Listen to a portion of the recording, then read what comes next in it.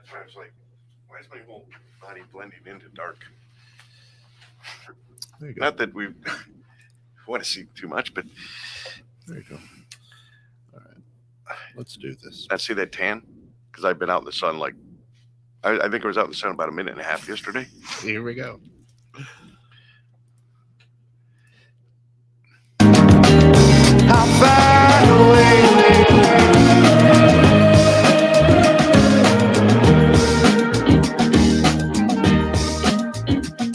For the thrill is gone, I gotta get it on and find my strength.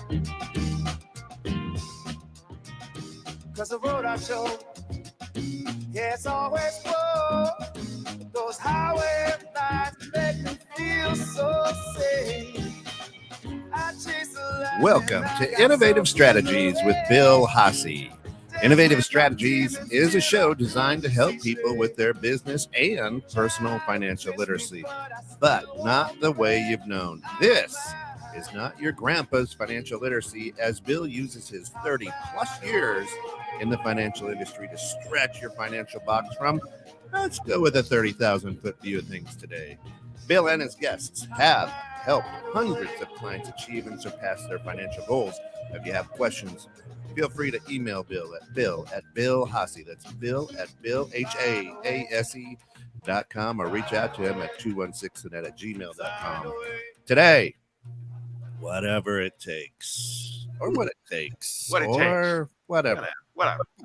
Good morning. How are you, my friend? How you doing, man? Good. We love the conversation a little bit before it, how we're feeling the pain of everybody else is feeling about it. We had to buy gas. Yeah. And I got all the way down to I only had 25 miles left on my yeah. When I was coming here this morning, I'm like, I was just hoping for as much as I could that prices would come down just for a couple of days or something. On a Monday, Tuesday, Wednesday, let it come down. No. You wish it would reflect the stock market. As that goes down, maybe it's actually gas is outperforming the stock market. It really is. By a lot. By a lot. So yeah, folks could invest in my gas. But Deb needs with us, of course, today. Deb, I think you got a hot mic there. Yeah, we got so it, and that's I brought in Debs. Everybody, Debs. She's been on the show before. She's a good friend. She's also my partner in our new business, and so I brought her back on because I thought, let's talk about what it takes. This show is all about, starting your own business from concept to fruitfulness and success, and so we get bits and pieces here and there on the show from different people about how they have solutions for the problems small business owners can run into and do run into. But today I thought, let's talk about, all the effort and work it takes to build a business. And I'm not talking about a one-man solopreneur, I'm going to be a consultant kind of business. We're talking about a full-blown international business. And it's daunting. It's challenging. It's daunting. It's a lot of work. Deb and I have been working for months now, and we're getting very close to kicking it off. Nice. So if anybody has a whole lot of money out there and they want to be part of it, they can. Yeah. But just give us a call. Reach out to me. Reach out to Deb. Reach out to Kent. He'll pass the word along. Yeah, we're gonna figure it out. But Deb, so let's talk about this. I mean, let's go from the beginning. I think the very, very beginning was just I had an idea. I thought about it a little bit. You and I had a conversation.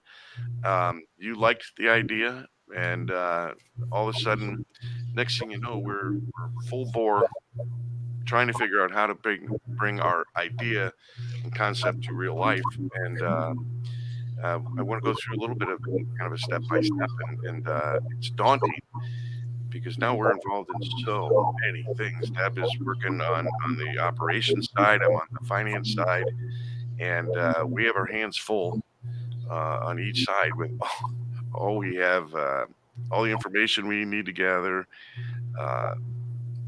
putting together an executive summary, a pitch deck, Yeah. syllabus, and so on in order to, we've talked to lawyers and IT people and cybersecurity folks and web designers and sales and marketing and branding and commercial real estate and on and on and on. Banks, we gotta set up bank accounts and payrolls and insurance, buy-sell agreements, key man insurance, group insurance, workers' comp. Am I making your head spin yet out there? Because if not, I'm not done. We can keep going. There's more going on here. But Deb, please chime in your thoughts. We talked about, I was saying to kind of go, you know what? You can have people sign NDAs, non-disclosure agreements, so people can't steal your idea. They just look at it and go, we don't need that. Nobody's stupid enough to steal this idea from us. Everything we've been going through to get this up and going. Yeah. It's so interesting because, great ideas are, a wonderful thing, but the ability to take an idea and to be able to implement it is something else. And so for us, and I know when we embarked on this, we had, initial conversations about, what we wanted this to be, this business entity that we were thinking of forming.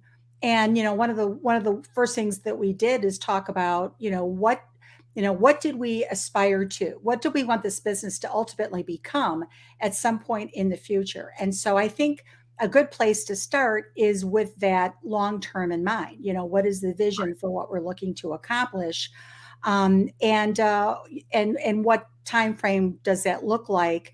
Because then you have to back into that to actually put that roadmap in place so that you can implement and ultimately get there. So I think, for us, some of the early conversations that we had were about that. What were we looking to accomplish and aspire to? And I think that, just right out of the chute, that's the conversation that needs to start it all. Yeah, totally. You got to get on the same page, right? With the vision. Yep. And you're right. I think you do. You work backwards. Okay, now how are we going to take it from this idea now and implement? Well, can I'm just curious. I've opened a couple businesses. One of the businesses I had the absolute wrong business partner. Okay.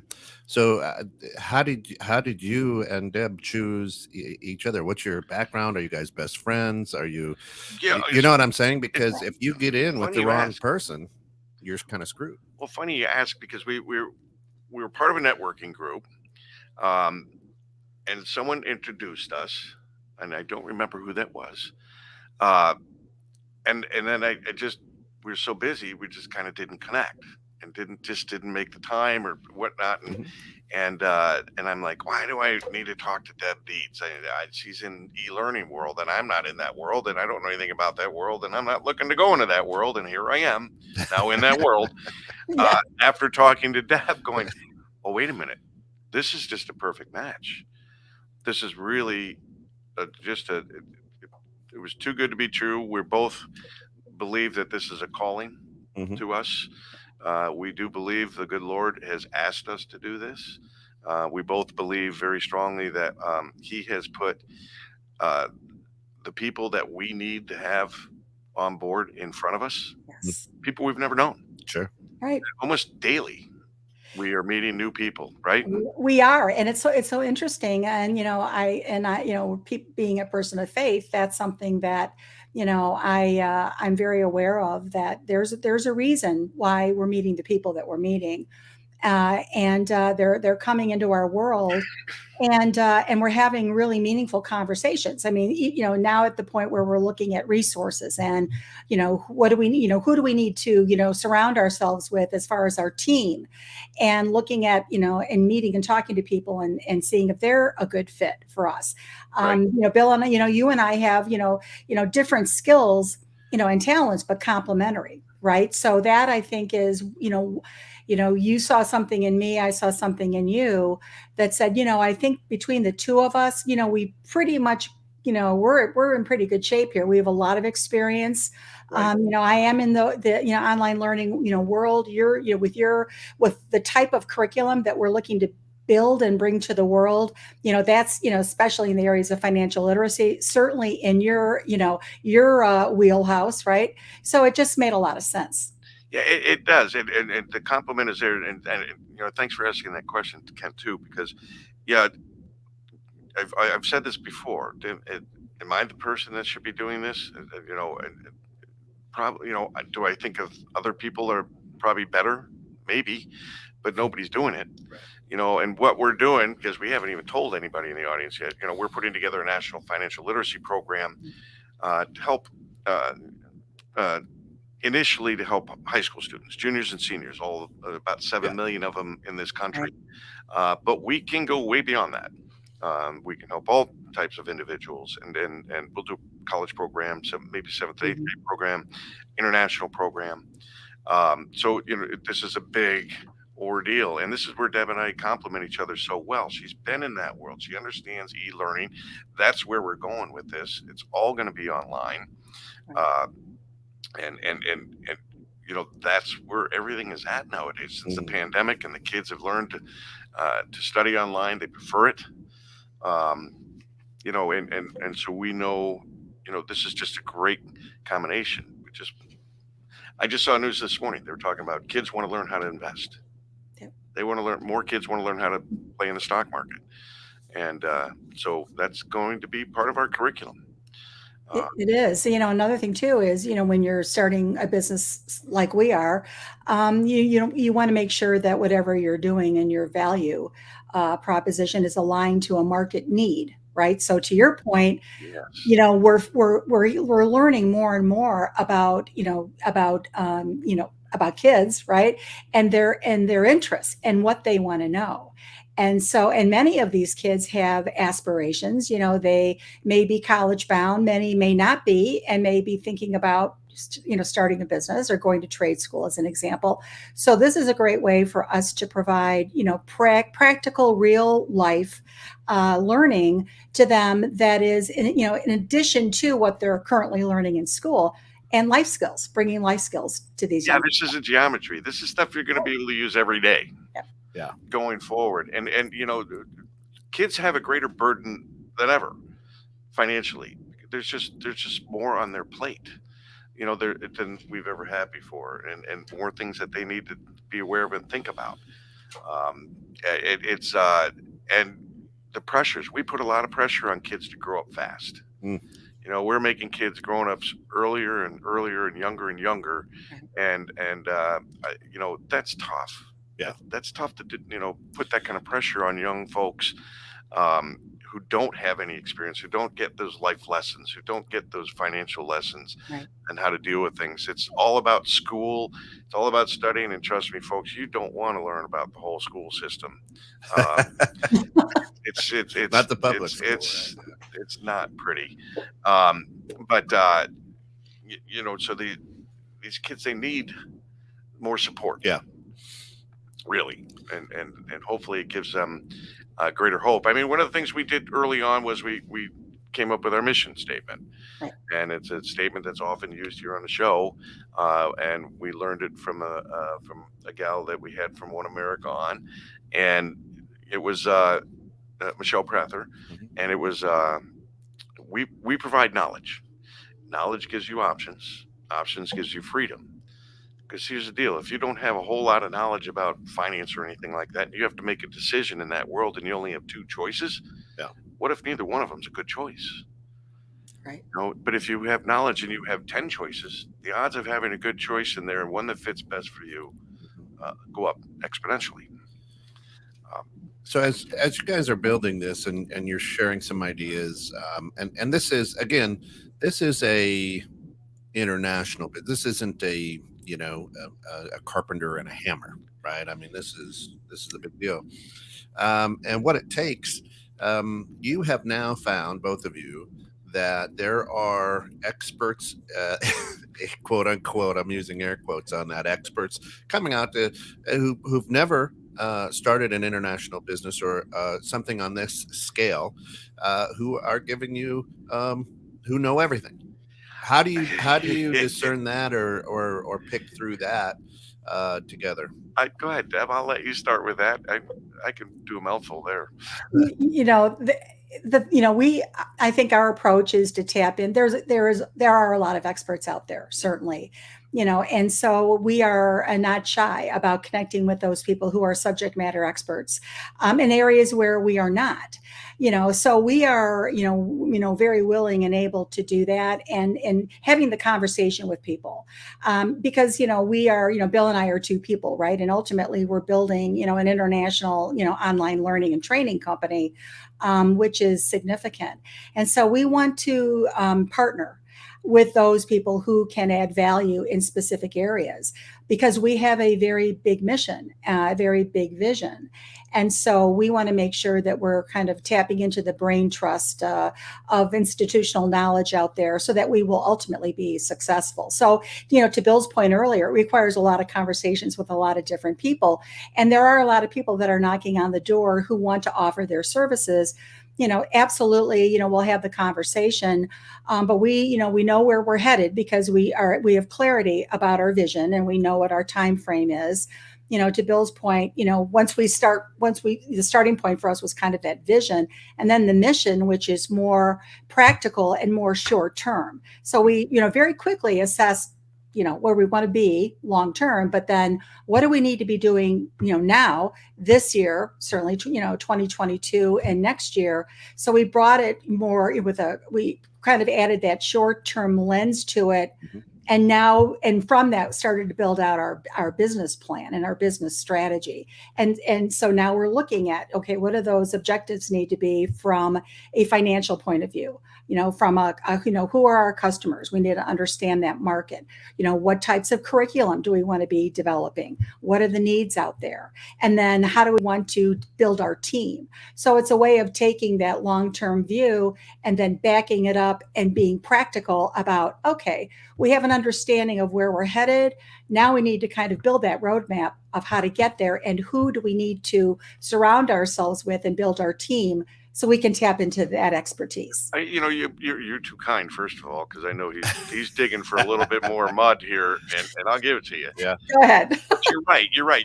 We don't know everything, and we readily admit that, and we do seek out experts that in areas that we're not as proficient in, to help us out. I mean, we're looking, I'm looking at someone for like head of global sales, but we need, we have people that we're talking to that are top notch in branding, in marketing, in developing the LMS, Right. our delivery system, and cybersecurity and web design. And we're trying to do this at a high level. We're trying to talk to very high level people, but and we have all kinds of people reaching out to us that say, you should be doing it this way, and you should be talking to this person, you should be doing that. And I'm like, you know what, we have this vision, we see the path in front of us, and we're trying to fill the gaps. But I've had people tell me this will never work. Don't even try it. We've been trying it for 20 years. It doesn't work. You'll never make it happen. And I just sit there and I say, yeah, maybe because you didn't do it right. Well, exactly, because first of all, we come back to the conversation about opportunity, right? There is a global opportunity here to bring this type of online learning to young people, and the numbers, prove that.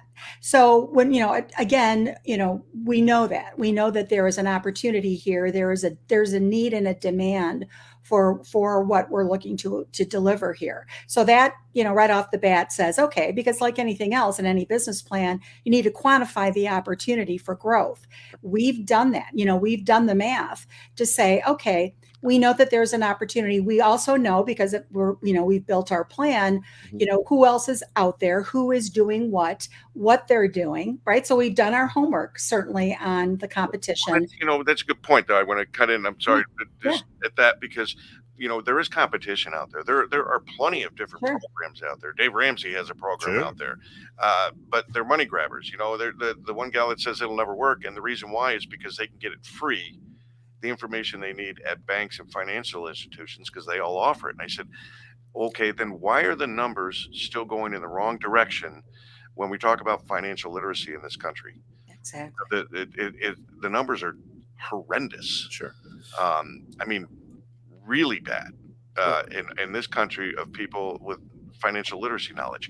And they're getting worse. But with all this competition, there's no cohesiveness. It's just spotty here and there and everywhere. Right. And there's agendas. Candle makers once said there was no way to get electricity into the home to light the light bulb as well. There you go. Right. I mean, to Deb's point, I like that is you may have had a great idea, but it may have been 25 years too early.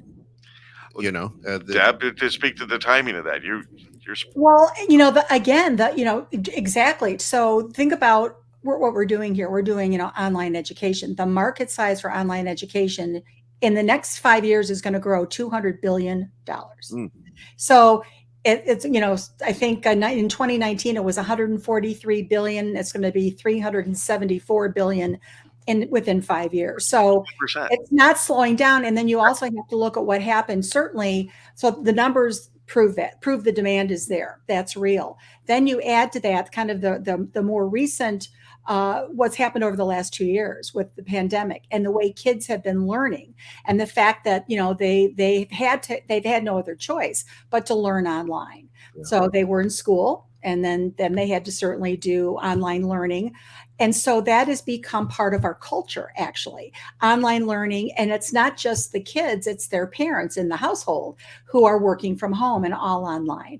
And then you look at the numbers that say that 80% of all business to business sales transactions are transacted online. So the online environment, the digital environment that we're living in is here to stay. It's not going anywhere. It's just booming. Yeah, I absolutely booming. And, we only want, like I said, if we could just capture 1%, but, we're not really targeting that. We're this for us, like we said, this is a calling. This isn't about money. This is about leaving a legacy. Yeah, absolutely. It's about impact, whole right? Generation, get a better footing on life at an earlier stage in life, because we can't start with adults. We kind of lost them, but we'll eventually bring those folks in. But like I said, illiteracy goes to all ages. I was saying, I spoke to my mother-in-law has a good friend whose husband passed away not like 6 months ago, and she was mentioning to me that she didn't have any idea how much work he did, how all the bills, how much things cost. The property tax bill shocked her because she was living in a very expensive home, and she looked at me and she goes, "I haven't written a check in over 50 years." I said, "Well, you're good, because nobody writes them anymore." Mm-hmm. We don't. But I was going to write 2 of them today. But... well, you know how to spell my name, right? Yeah.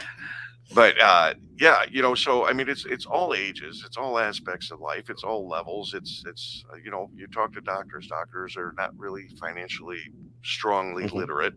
I talk to people in finance departments of corporations when I help them in my advising world, and I'll tell you what, there's some folks out there that don't know anything.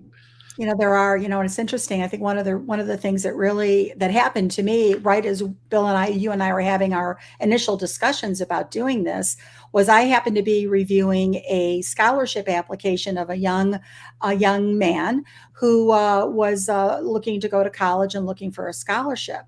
And when I read his application, I was on a board and we were providing scholarships, and I read his application, and this young man who was a junior in high school and got up at 5 o'clock every morning to go ride his bike here in Chicago, even in the winter, which is challenging, to go work at the local Dunkin' Donuts before he went to school, because he lived with his mom. His mom was a single parent, and his sibling, and he wanted to help contribute to the household income. And I remember in his application, he talked about how he was compelled to do this because he wanted to be helpful to his mom, and that he wanted. So I thought, number one, he was motivated to do this, to said a lot about his character, certainly, that he was, but he wanted to gain the skills so that he could be helpful. Mm-hmm. And so when I read that, I thought, okay, so, to Bill's point, this is not the chasing the money. This is about the impact that we can have on young people's lives. And if we can prepare them for a very robust and viable future for themselves and their future families, that, at the end of the day, Bill and I can look at each other and go, we did good here. We had an impact, and, we can leave a legacy behind us. Yeah. Now, you guys are right at a point where a lot of people stop, right? And when you're working with something, you have to sell this idea to venture capitalists. You have to sell this idea to maybe investors of some sort, right? And this is where your personal fears come in of nope, that constant. Well, there's a lot of demons. You got to fight a lot of demons. Yeah. If you're going to do something like this on this scale at this level, all your demons are going to come out. Why me? Can I do this? Am I good enough? I mean, let's be honest. This is like the worst time. We got inflation, cost of living's going up. And you can sit there and try to find. You guys find, are out on the plank. You can try to find any excuse you want to say, you know what? It's just too much. Yeah. And you have to fight all these demons that you've had all your life, and it doesn't hurt to talk to others about that. There are folks out there that specialize in helping you understand what those demons are and how to get past them. And we had one such gal here on the show, Laura Di Benedetto, who is very good at that. But yeah, you got to get past that. Working through that book. You got to work through it. You got to push yourself. I know Deb and I can sit here and say we're exhausted. We're working day and night. I just said last week, to Deb, I said, you know what, let's just slow down a little bit here. We've been rocking and rolling for about 4 months now.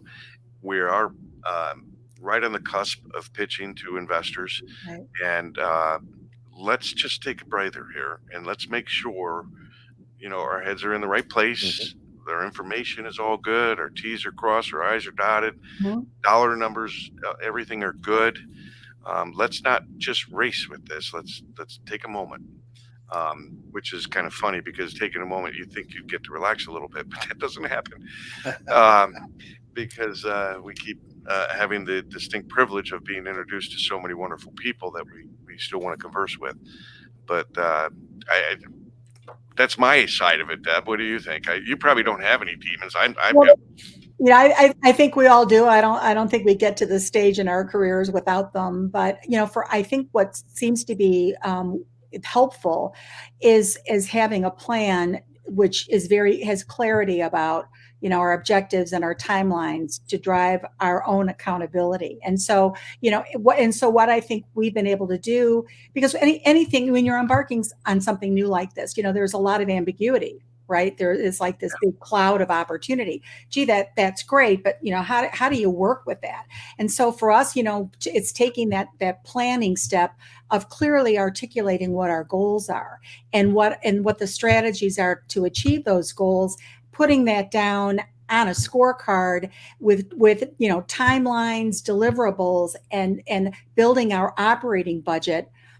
So we've been able to, because we've done our research and we know, size wise, what the opportunities are, we've now been able to start to, put pen to paper on our operating budget and our plan. So that with that comes a level of comfort, being able to provide structure to an idea, because that's the roadmap that I speak to, is you have to be able to implement and execute and hold yourselves accountable. And frankly, because we're very aggressive with our timelines, a lot of the issues, the demons or whatever are sort of pushed aside because we're laser focused on accomplishing what those objectives are. Great point. I think you're right.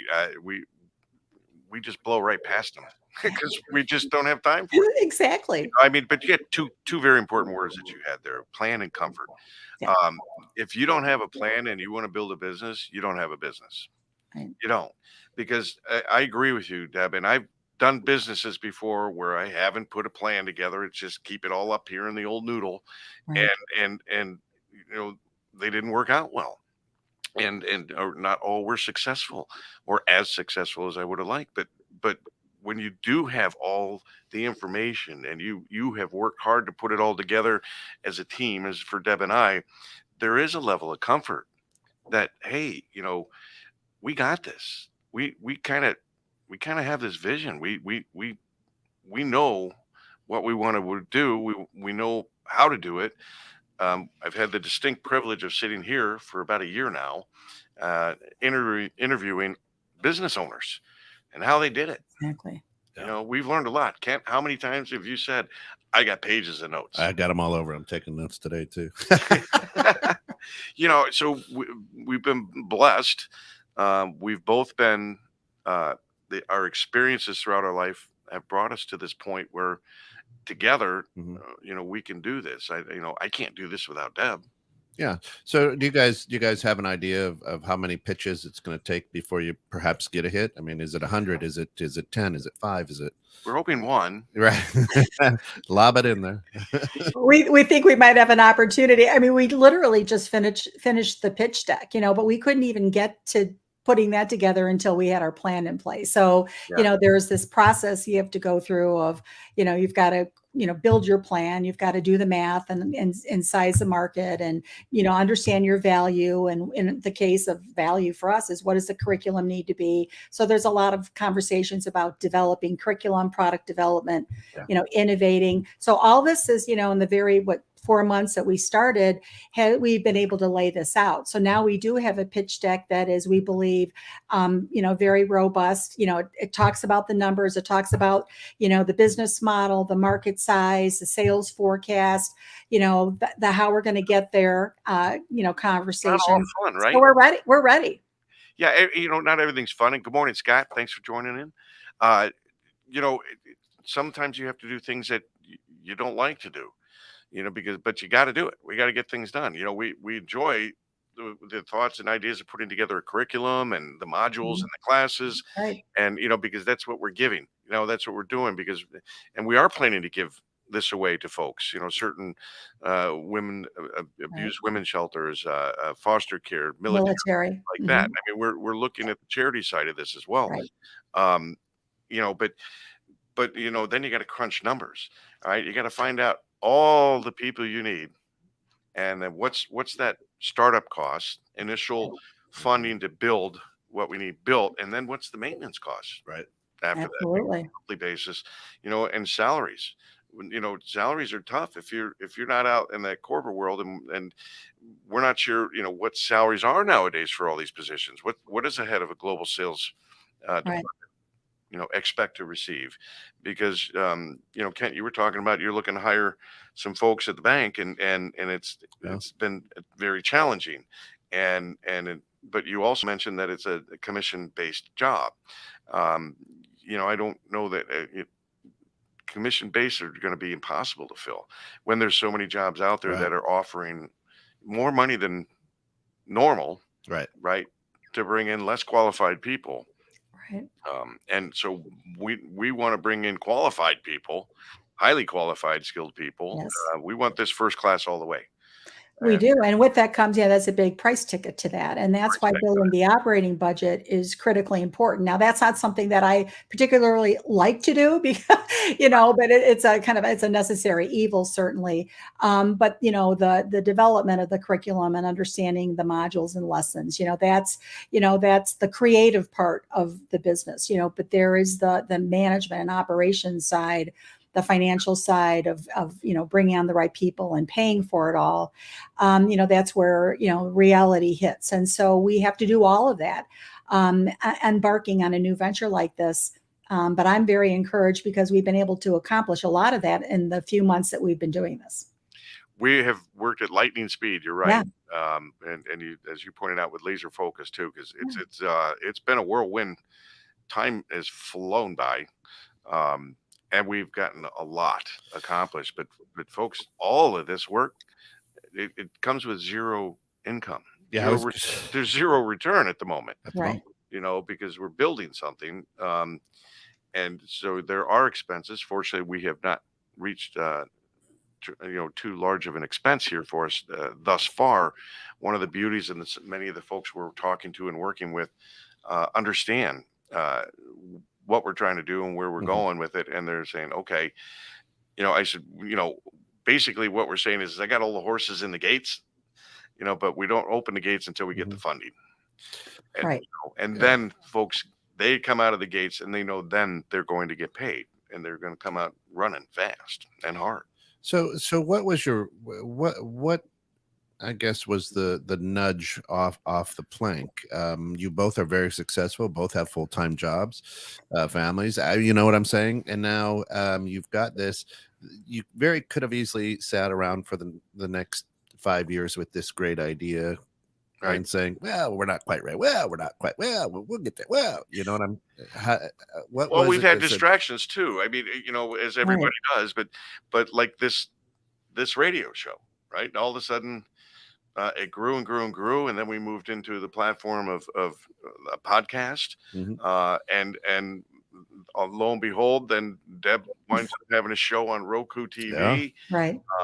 And now she's going to have 2 because I'm going to have 2. Right. And one of them will be with Deb. Right.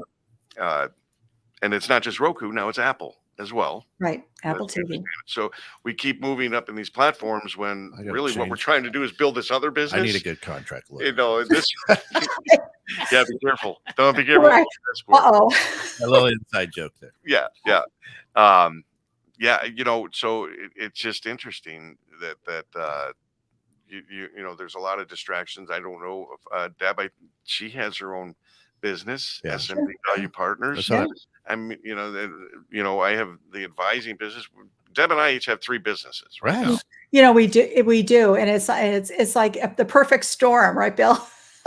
It really is. But that's why we're so tired. Trying to balance all of them is balance is important. Is challenging, and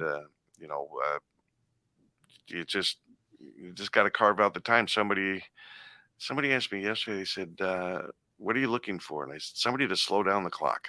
Yeah, somebody to slow time down so we can."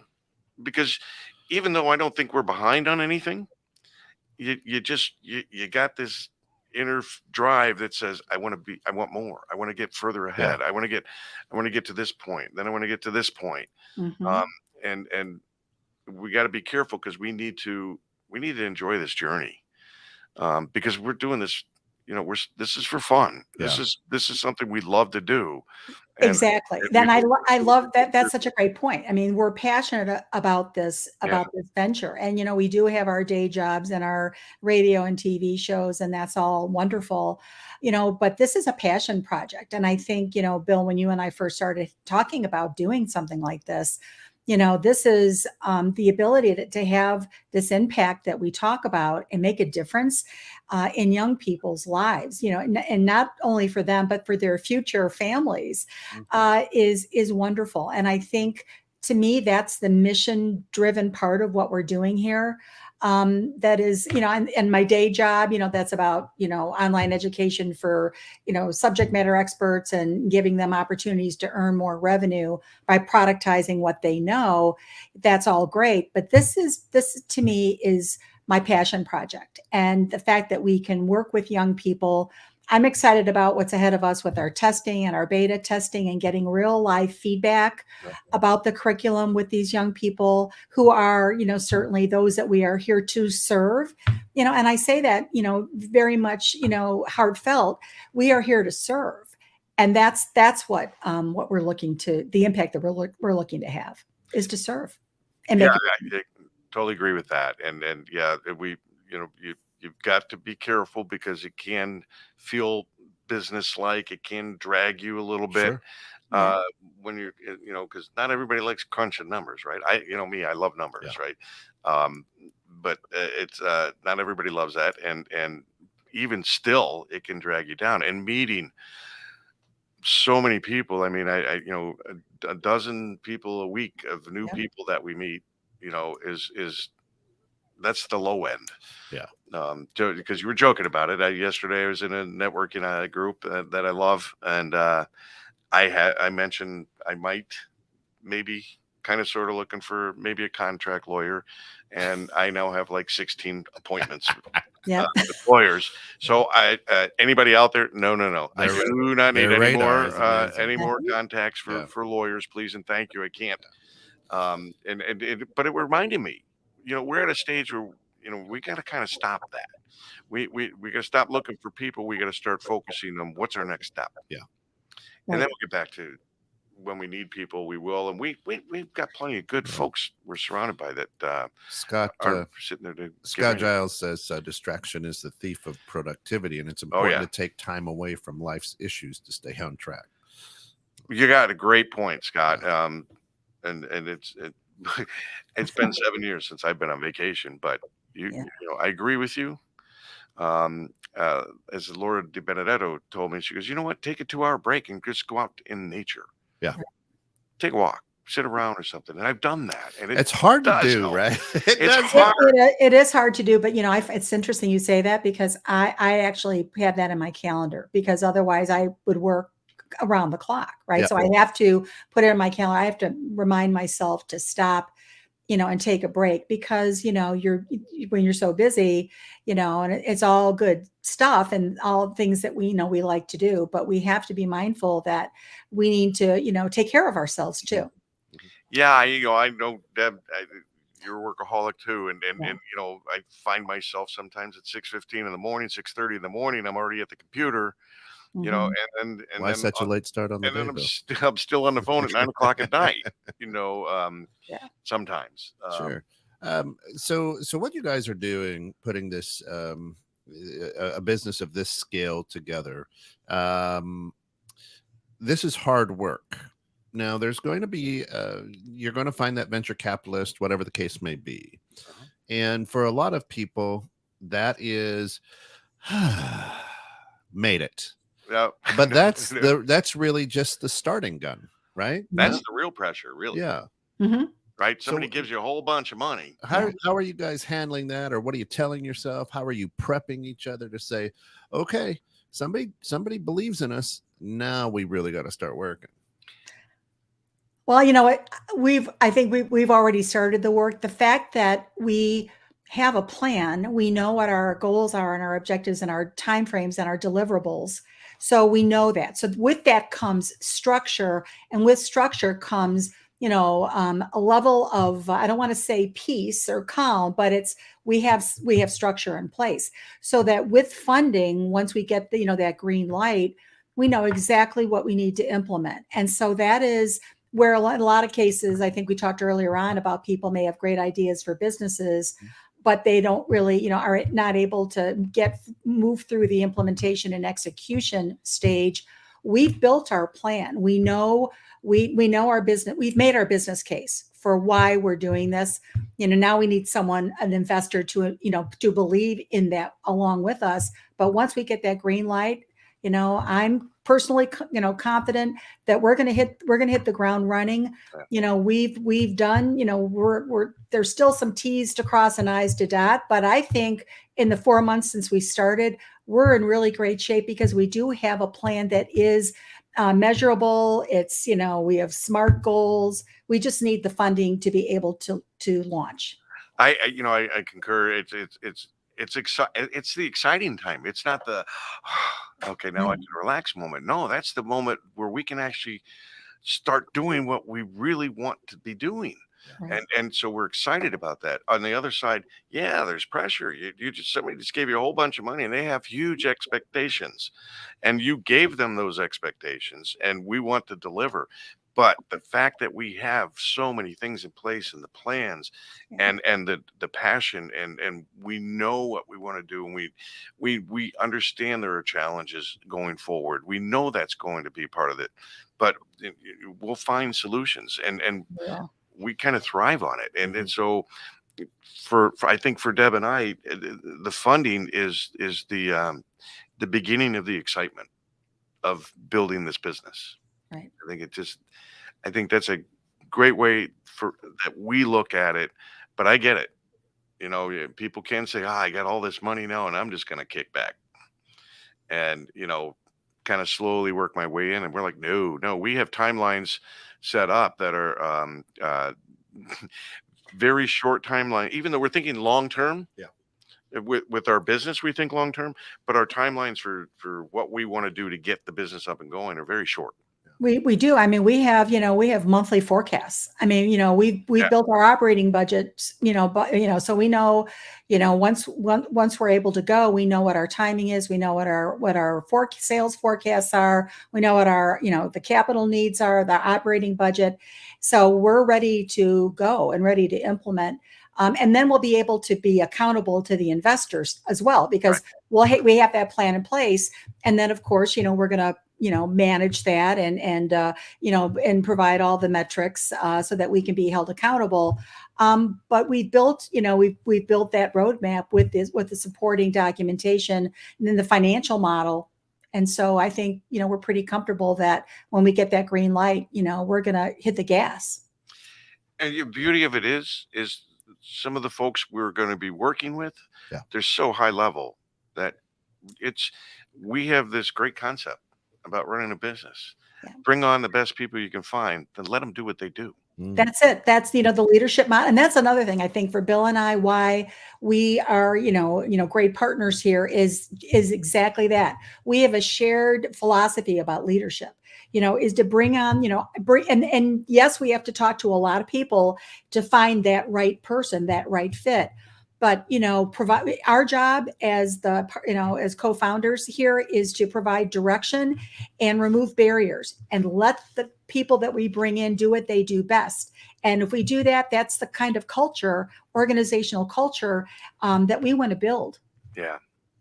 We want everybody to have their stake in the game. Yeah.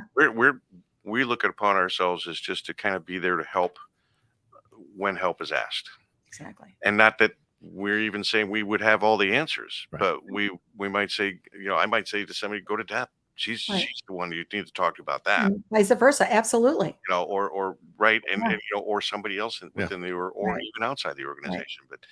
But yes, we want a little bit slightly different type of environment. Yeah. And let people do what they do. Be creative. Go nuts. Have fun. Well, we want to be, I think, one of the, and I it's interesting. I've been reading a lot and talking to a lot of people about organizational culture and, and becoming a company, one of the best companies to work for, as an example. Yeah. And, Bill and I have a guest on both of our shows actually next week. That's going to, chat with us about that, about organizational culture and becoming, what does it take to become a best company to work for? And so that's what we're looking to build here. Yeah. Well, your mission statement says it all, especially for anybody who's going to team up with you or be part of of your business. I mean, as an employee, you'd be like, okay, hey, let's go. Here's some choices. Yeah, corporate world looking at the emotional intelligence and we get all these other things. You know what? Let's just talk about what kind of person you are. Let's talk about the character. Yeah. Right. Let's deal with that. Let's and hire good character people. I mean, I've seen recently some folks. I've seen a couple of podcasts where that's people who have big businesses. That's what they said as the business owner. I'm the last interview before you get hired. And he goes, not one of my questions has anything to do with anything other than how's life? Yeah. He wants to learn he or she wants to learn what kind of person you are. And that's so important. I mean, hire for character. Boy, HR. Hire for character. Ethics and integrity is critical. Yeah. Yeah. Yeah. I think that's wonderful. Of course, we've got Deb Dietz with us today. This is Innovative Strategies, what it takes to build a major business, not a hammer swinger. You can take a lot of these things and follow through on them to create a small, entrepreneurial, DBA. But on a scale of what you guys are putting together, just a question that I would ask is, having successful businesses already, was it always a dream to have a business on this scale? And at what point did you both just go, I think we can. Well, I can say no. No, and no. Did we dream? Did I dream Right. about building this and stuff? No. You know, I'm old, right? You point that out fairly often. It's And not just you the know, camera, why do folks. I need? Why would I want to do something that takes this much effort Wow. and start at 60 years old? And like I said, for me, you knew I had. You know, all of a sudden we're coming out of the pandemic and the advising business was picking back up. The radio shows kicking butt, moving on to platforms. You know, things were going well. And then, you know, I had issues, family issues that I had to deal with that took about 4 or 5 months to deal with that were pretty heavy. And you know, so the last thing I needed was this. It was absolutely the last thing I needed. And I just looked up in the sky and said, Lord, really? And he said, yep. And so, okay, let's go. You know what? And that's so interesting. That's such a great question. You know, Ken, you know, for me, when, you know, it's funny because when I, you know, am introduced on my show, it's like, you know, and Deb has a long and, you know, tenured career and, you know, X, Y, and Z. And I'm like, you know, long and tenured career. Okay, well, sure. But, you know, here's the thing, you know, is when you believe, when I think when you have, the ability, when you see the opportunity, I'll put it that way, when you see the opportunity to make a difference, it doesn't matter, you know, if you're, you know, how old you are. And I think if you have the abilities to have a you know, to focus on something that's greater than yourself, that can have a profound, you know, long time impact. You know, I would like to, you know, at the end of the day, when I hang up my shingle, you know, look back and go, sure, you know, I've had a great corporate, you know, career. I've, you know, successfully run my own business. But this is the thing that, you know, you look back and you say, you know, people used to talk about, you know, career bests. This to me will probably be the best career best of my life. And that is why I am compelled and driven and passionate, because I want to be able to look back, you know, whatever that is, 5 years, 7 years, 10 years, and know that I did something really remarkable and be proud of that. Yeah. And you know, the interesting thing is, so DDOE Enterprise Inc., who owns this station, we started it, but we never knew that it would grow on a global scale to over 5-6 million listeners and growing. Right. And I bring this up because I don't know if the business understood or still fully understands how to take advantage of that. Right. So that's why I say you guys started with that big picture and said, hey, we can move this all over the world. You know, where we started with a picture and said, well, let's see what happens. And then, holy crap, look what happened. Well, fortunately, we had this really cool radio show we could listen to. That would kind of give guidance as steps along the way. No, but you know, to your point, again, it's you know what, if you'd asked me 3 months ago how big this is, I would have told you one thing. 2 months ago, it would have been more. A month ago, it would have been even bigger. And now I mean, at no time did I realize how big this was until very recently, you know, when it just kept getting bigger and bigger and bigger, needing more and more, you know, feed me now, you know, it just keeps growing and getting bigger. And I don't see that stopping anytime soon. It certainly won't stop with funding. It only increases. It does. And then we're serving a global, you know, marketplace. I mean, you know, the radio, you know, our shows, we're serving a global market, and people all over the world, you know, want to learn, and they, you know, there's again, the demand is there. You know, I do online education for a living, and, you know, there are a lot of people outside of the US that are, you know, purchasing our content and our, you know, our clients' content.